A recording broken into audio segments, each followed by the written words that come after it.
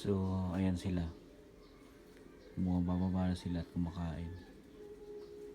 So, tingin ko nasanay na sila dito sa lugar sa matagal na pinabiwik natin sila dito sa lugar. Pero, meron lang isang concern dito sa lalaki. Kasi kung napapansin nyo, hindi pa ganun kahaba yung pakpak niya. So nahihirapan siyang lumipat-lipat ng lugar. Dahil ang ginawa nung nagtitinda sa pakpak, siguro para hindi makalipad, makatakas, ginupitan,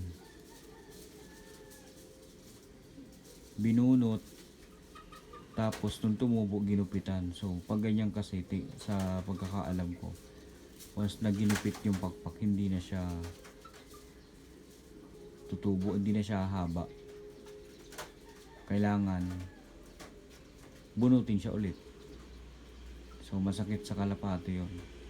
Yun yung ginagawa ko dati nung nag-aalaga pa ako ng kalapate nung bata pa ako. Binubunutan ko ng pakpak para lang masanay sa lugar, hindi makalipad. Pero ngayon medyo naawa ako sa kalagayan pala ng kalapate pag binubunutan, kasi syempre masakit yun. Pero sa kasong nito ng isang kalapate, yung lalaki, tutubo ulit yan para makalipad siya ng maayos kung bubunutin ulit. Pero pag-iisipan ko pa kasi, tingnan natin, malay mo naman tumubo ulit kahit may gupit na yung pakpak niya.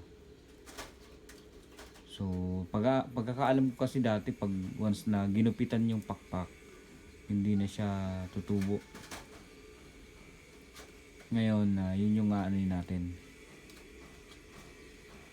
titingnan natin. Pero kung hindi na talaga tumubo o humaba yung pakpak ng lalaki, kailangan nating bunutan para sa future makalipad ulit siya ng maayos. Nahihirapan siya lumipad hindi katulad nitong isang kalapate, yung kapatid niya. Mahaba na yung pakpak niya, so nakakalipad na siya ng maayos-ayos. So mga isang buwan lang yan, siguro magroronda na yan. Pero duda ako dito sa asawa niya. Magkapatid yan pero mag-asawa na sila. Duda ako dito sa isa dahil ginupit nga yung pakpak niya. Tingin ko kabila lang naman sa bandang kanan. Ginupit yung pakpak niya. Huwag lang sila papasok dito sa loob kasi yung mga kasama ko dito sa bahay, hindi sila ganun sa kalapate. Medyo kumukontra sila dahil nga syempre yung mga tae niyan baga makalat, tsaka yung amoy. Pero dalawa lang naman yan, kaya ko naman alagaan yung dalawa. Basta wag lang silang papasok dito sa loob kasi dito may natutulog dito, baka anong magawa.